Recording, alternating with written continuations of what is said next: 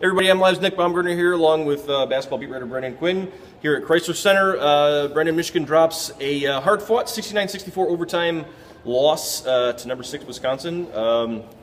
Tough game, tough effort from a team that lost its star player a week ago, but, you know, what did you see tonight? I think all things considered, everyone's walking out of here positive in terms of the Michigan fan base and whatnot.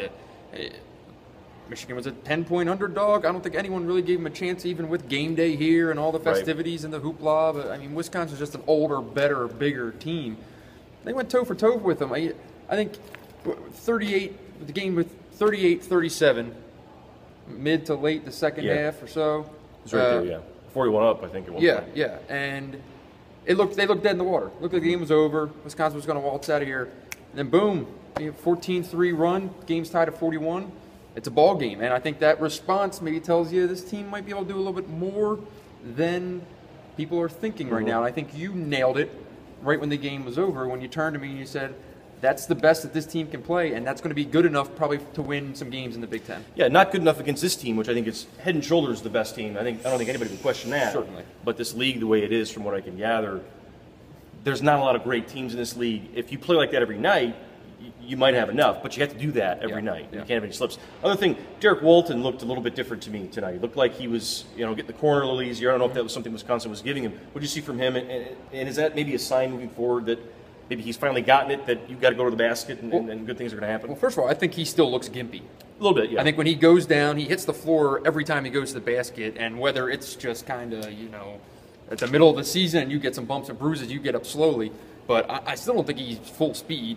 But what I think more than anything is it's probably clicked that it's him or it's nothing. Nothing, yeah. Because if Zach Irvin's threes aren't falling, you've got this piecemeal front rotation. You've got Aubrey Dawkins and Muhammad Ali, Abdur Rahman just hoping to God to be able to contribute, and their head's still spinning. Yeah.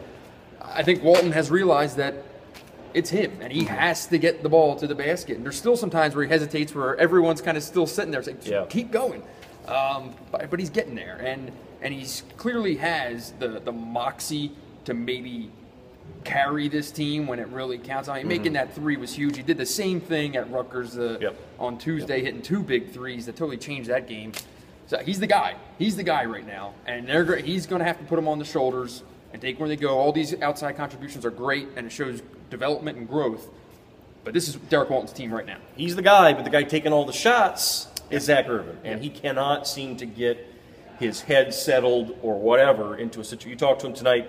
They got to have more than him, and I think he knows it. More from him, anyway. This was the first time we talked to him in a while. Yeah. And flat out told him, in games like this, at this point, are you the difference? When you're shooting 5 for 15, that's the difference.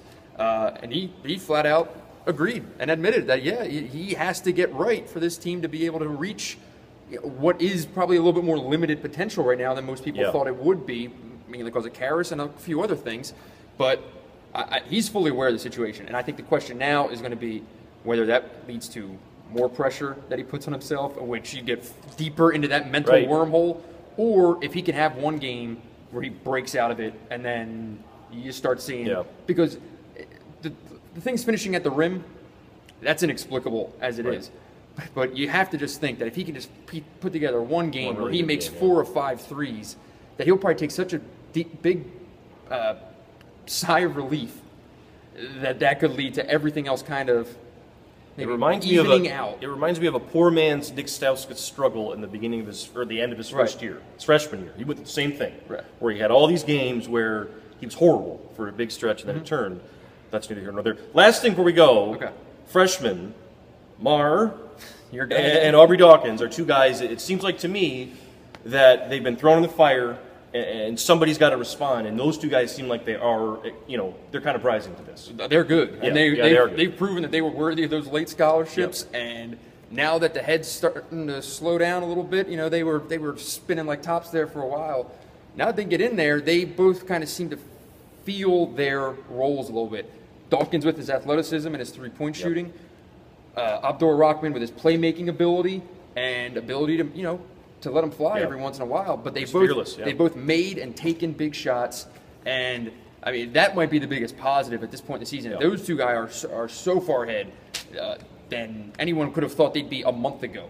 You know, looking at this point in the season of where their ceiling was, they're both well beyond that. Ricky Doyle's the same thing, probably. You know, his rebounding in the second half was fantastic. There are plenty of positives, but you're right. I mean, the freshmen with where they are is highly encouraging. Well, Michigan tough loss tonight. Needed that one. Chance to get it back though on Tuesday, home against Nebraska. They got to start stacking them up. So we'll see how this plays out. For Brendan, I'm Nick. Talk to you guys later.